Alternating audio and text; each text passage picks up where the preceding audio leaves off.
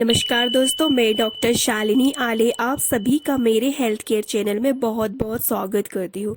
दोस्तों, यदि आपने मेरे चैनल हेल्थ केयर को अभी तक सब्सक्राइब नहीं किया है, आप नए हो तो सब्सक्राइब कीजिए नोटिफिकेशन बेल आइकॉन के साथ में, और मेरी सारी नोटिफिकेशन पाइए वीडियोस की, एंड साथ में लाइक और शेयर भी कीजिए ताकि आपके फैमिली फ्रेंड्स को इसका लाभ प्राप्त हो सके।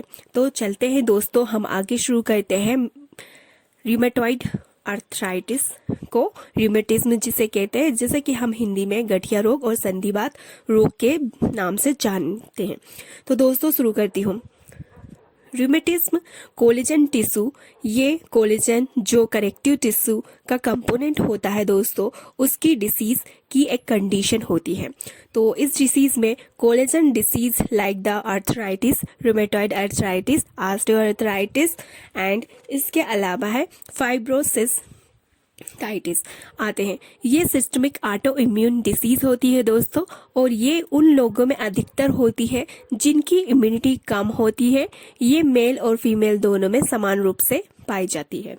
इसमें दोस्तों जोड़ में दर्द होता है, अकड़न होती है, सूजन आती है, अफेक्टेड एरिया सूज जाता है, वहाँ पर गांठ बन जाते हैं छोटे छोटे, और साथ में वहाँ पर चुभने जैसा दर्द होता है, सुई की तरह, कांटों की तरह।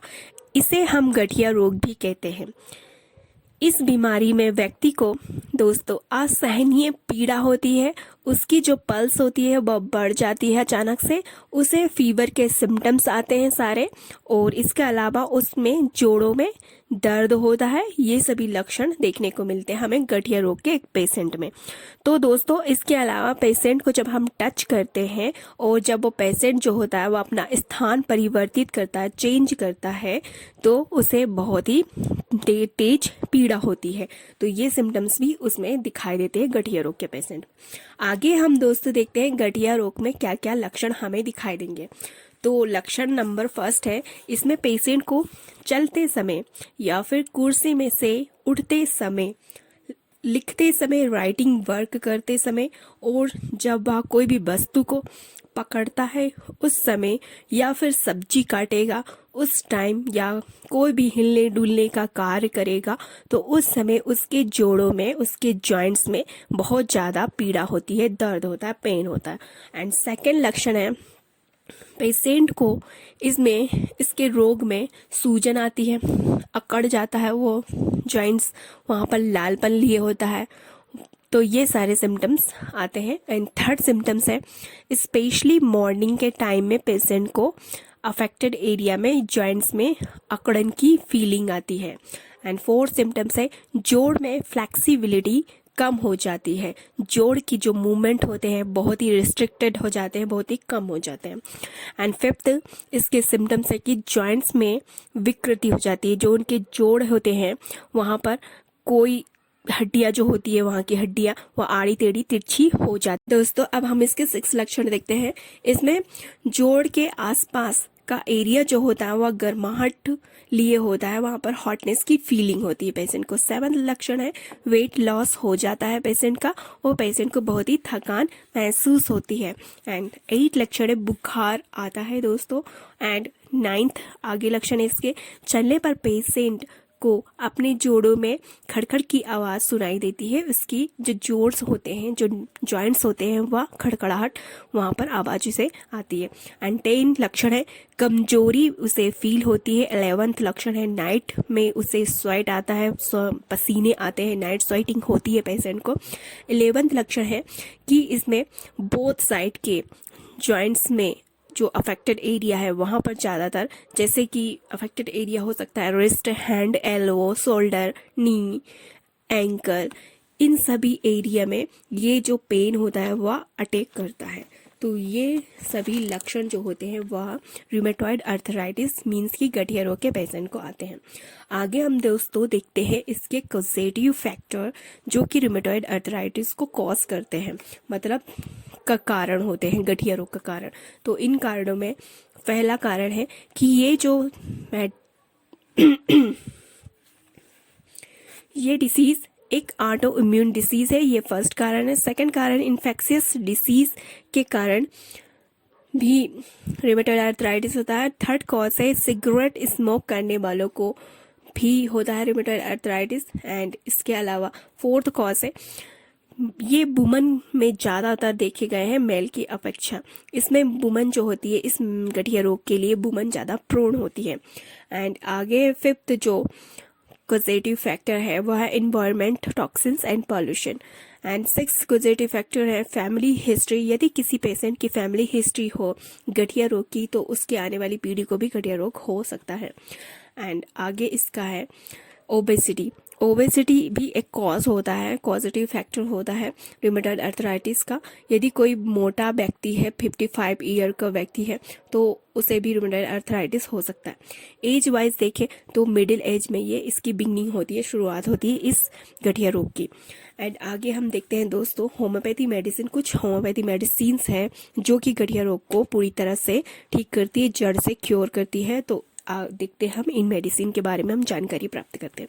तो पहली मेडिसिन हमारे दोस्तों फेरम फास्फोरिकम। इसका जो पेशेंट होता है उसके स्पेशली शोल्डर में बहुत ज़्यादा दर्द होता है, उसके नेक जो होता है वह अकड़ जाती है और जो पेशेंट का पेन होता है वह एक्सटेंड होकर बढ़कर आगे चेस्ट की तरफ, रिस्ट की तरफ और बैक में पहुंच जाता है। ये मेडिसिन बुखार में भी दी जाती है। जब उसे गठिया रोग के साथ में पेशेंट को बुखार हो तो ये सिम्टम्स भी कवर करती है ये मेडिसिन। तो इस मेडिसिन को जरूर लें इस कंडीशन में। और इस तरह से इस मेडिसिन के सारे लक्षण मैंने आपको बता दिए हैं। इस मेडिसिन को लेना है 200 में, 200 में पोटेंसी में, और 2 टाइम्स लेना है 3 ड्रॉप्स डायरेक्टली ऑन टंग, खाली पेट, सिम्टम्स रिलीव होने तक। दोस्तों हमारी सेकंड मेडिसिन है कालियम सल्फोरिकम। इसमें पेशेंट का पेन जो होता है वह शिफ्टिंग नेचर का होता है, शिफ्ट होते रहता है। ये पेन कभी कभी पेशेंट को बैक एरिया में होता है, कभी दोनों हाथों में होगा, कभी दोनों पैरों में होगा। इस तरह से ये पेशेंट का नेचर है, शिफ्टिंग नेचर। तो दोस्तों इस पेशेंट में सिम्टम्स जो होते हैं वह गर्म रूम में जाने पर बढ़ जाते हैं और ओपन एयर में जब पेशेंट आता है तो ये सिम्टम्स रिलीव हो जाते हैं, उसे बेटर फील होता है इन सिम्टम्स में। तो इस तरह के कंडीशन में गठिया रोग में दोस्तों हमें देना है कालियम सल्फोरिकम। इसके अलावा इसका जो रोग में, इस रोग में गठिया रोग के साथ में कभी हेडेक आएगा, कभी हेडेक नहीं आएगा, प्रेजेंट नहीं होगा। तो ये भी एक सिम्टम्स है कालियम सल्फोरिकम का। इस मेडिसिन को 200 में 2 टाइम्स 3 ड्रॉप डायरेक्टली ऑन टंग लेना, खाली पेट, सिम्टम्स रिलीव होने तक। थर्ड आगे हमारी मेडिसिन है 3 मेडिसिन मैग्नीशियम फास्फोरिकम। ये मेडिसिन का जो पेशेंट होता है उसका पेन बहुत ज़्यादा उग्र टाइप का होता है, शियाटिका पेन होता है, उसे शार्प पेन होता है और पेन के साथ में उसे मरोड़ उठते हैं स्पेशली। और स्पेशली हम देखते हैं कि जो राइटर्स को और जो प्लेयर्स होते हैं उनमें क्रैम्प के साथ में ये पेन उपस्थित होता है। तो इस मेडिसिन को आपको लेना है इस तरह के पेन में। और ये पेन जो होता है वो पेशेंट के आर्म में, हैंड में और बहुत ज़्यादा वर्क करने पर फील होता है। और इसके अलावा उसके जो फिंगर टिप्स होते हैं वह बहुत ही ज़्यादा कड़े हो जाते हैं, उसमें मूवमेंट रिस्ट्रिक्टेड हो जाता है, मूवमेंट नहीं हो पाता फिंगर में। और इस तरह से ये पेन होता है। और इसके अलावा है मसल्स में बहुत ज़्यादा वीकनेस हो जाती है पेशेंट की। तो ये सारे सिम्टम्स जो होते हैं वो पेशेंट को दिखाई देता है। इस मेडिसिन को 200 में लेना है 2 times 4 drops directly on tongue, symptoms relieve होने तक की, खाली पेट। अब फोर्थ मेडिसिन हमारी दोस्तों नेट्रम सल्फ्यूरिकम। इस मेडिसिन का जो पेशेंट होता है उसके जॉइंट्स में स्वेलिंग रहेगी, इचिंग रहेगी, वर्निंग रहेगी, रेस्टलेसनेस रहेगा, पेशेंट बहुत ज़्यादा बेचैन रहेगा। और पेन जो कि उसके हाथ में, पैर में होता है। और इसमें पेन जो होगा उसके घुटनों में भी होगा, उसके घुटने बहुत ही कड़े हो जाते हैं, इसमें वहाँ का मूवमेंट नहीं हो जाता है। जॉइंट्स जो होती है वह क्रैक हो जाती है, जो अफेक्टेड एरिया की जॉइंट्स होती है वह क्रैक हो जाती है। और पेशेंट की जो हिप होते हैं, हिप जॉइंट्स में उसे बहुत ही दर्द होता है और दर्द के साथ में उसे कोल्डनेस की फीलिंग होती है। और जब वहाँ पेशेंट कोल्ड वेदर में जाता है, मौसम में जाता है, तो ये पेशेंट का जो पेन होता है वो बढ़ जाता है कोल्ड वेदर में। तो इस तरह के सिम्टम्स जो होते हैं नेट्रम सल्फ्यूरिकम पेशेंट के हैं, तो हमें इसे 200 में 2 ड्रॉप्स या फिर 4 ड्रॉप्स 2 टाइम्स डायरेक्टली ऑन टंग लेना है सिम्टम्स रिलीव होने तक। दोस्तों, इन सारी मेडिसिन को आप यूज़ कीजिए, ये आपको बहुत ही वंडरफुल रिजल्ट देगी, इफेक्टिव रिजल्ट देगी आपके गठिया रोग को ठीक करने में और जड़ से ठीक करने में। तो मिलती हूँ आपसे इसी तरह के जानकारी पूर्ण वीडियो में।